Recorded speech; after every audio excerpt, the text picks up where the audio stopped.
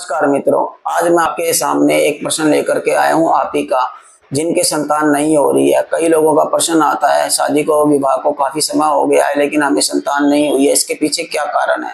देखिए, इसके पीछे पूर्व जन्म के कर्म बंधन भी होते हैं, किसी प्रकार के श्राप होते हैं, जैसे सर्प श्राप हो गया, ब्राह्मण श्राप हो गया, प्रेत श्राप हो गया, या कुल देवता श्राप हो गया, या पितृ श्राप हो गया। तो ये पूर्व जन्म के जो है श्राप के कारण से भी संतान उत्पन्न नहीं होती है, या किसी ने कोख बंदी कर दी, बंधन लगा दिया, वो भी एक कारण हो सकता है। नजर वंश, किसी व्यक्ति को जो है मतलब कोई जलंस हो तो ऐसा भी कर सकते हैं। दूसरा, कुंडली के अंदर किसी प्रकार का दोष, जैसे पंचम भाव के ऊपर 5 राशियों का होना। 5 राशियां कौन सी होती है? मेष राशि होती है, एक तो मिथुन, सिंह, कन्या। अगर इनमें से पंचम भाव के अंदर अगर ये राशियां पड़ी हो और पंचमेश भी जो है इन्हीं राशियों के अंदर चला जाए, चंद्रमा भी इन राशियों के अंदर अगर होता है, तब भी जो है संतान योग में दिक्कत आती है, परेशानी आती है, संतान ना होने का ये भी एक बड़ा रीजन होता है। अगर आपको इस प्रकार की समस्या बन रही है तो इसका समाधान क्या करें, इसका समाधान भी हम बताएंगे। देखिए क्या था, एक मैं आपको इस पे एक कहानी बताता हूँ छोटी सी, राजा दशरथ की। मनु महाराज जी जो सूर्य के पुत्र थे, जिन्होंने अयोध्या नगरी बसाई, जिसमें एको अनेक राजा हुए, बहुत अच्छे दयालु दयावान राजा, जिसमें एक राजा दशरथ हुए। उन धन संपत्ति किसी प्रकार की कोई कमी नहीं थी, प्रजा सुखमयी थी उनके राज के अंदर।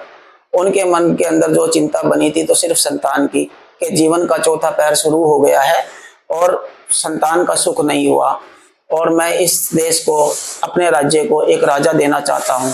तो वह उन्होंने क्या किया कि अपने गुरु, कुल गुरु ऋषि वशिष्ठ के पास जाते हैं अपनी जिज्ञासा को लेके।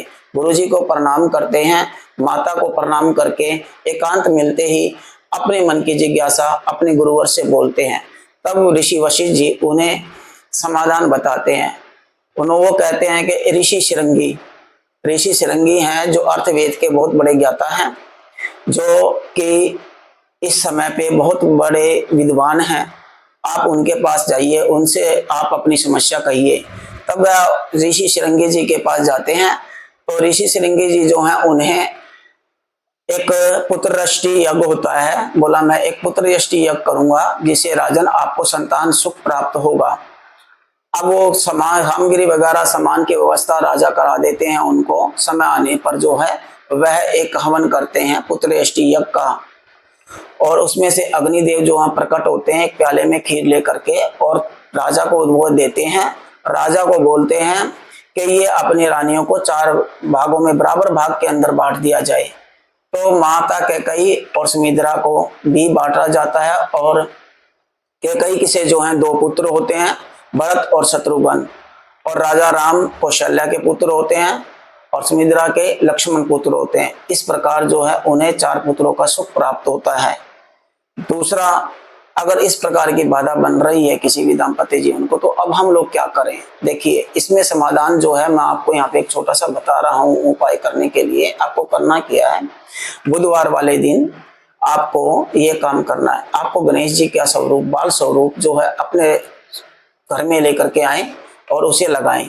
दूसरा क्या करना है, भगवान गणेश जी की प्रतिमा के सामने बुधवार वाले दिन से शुरू करें। शुक्ल पक्ष के किसी भी बुधवार से आप कर सकते हैं। गणेश संकट स्तोत्र का आप पाठ करें, नित्य पाठ करें, 11 दिन तक लगातार आप पाठ करें, और 11 दिन पूरे होने के बाद किसी ब्राह्मण दाम्पत्य को जो है भोजन, वस्त्र आदि दान दक्षिणा दे करके जो है उनसे आशीर्वाद प्राप्त करें। तो भगवान के आशीर्वाद से जो है आपको संतान सुख की प्राप्ति होगी बहुत जल्दी ही, और बंधन खुल जाएगा। अगर फिर भी किसी प्रकार की ऐसी समस्या बन रही है और आपको नहीं समझ आ रहा है, आप मुझसे संपर्क कर सकते हैं, या किसी भी अच्छे विद्वान से संपर्क करना चाहें तो उनसे भी कर सकते हैं। हर हर महादेव।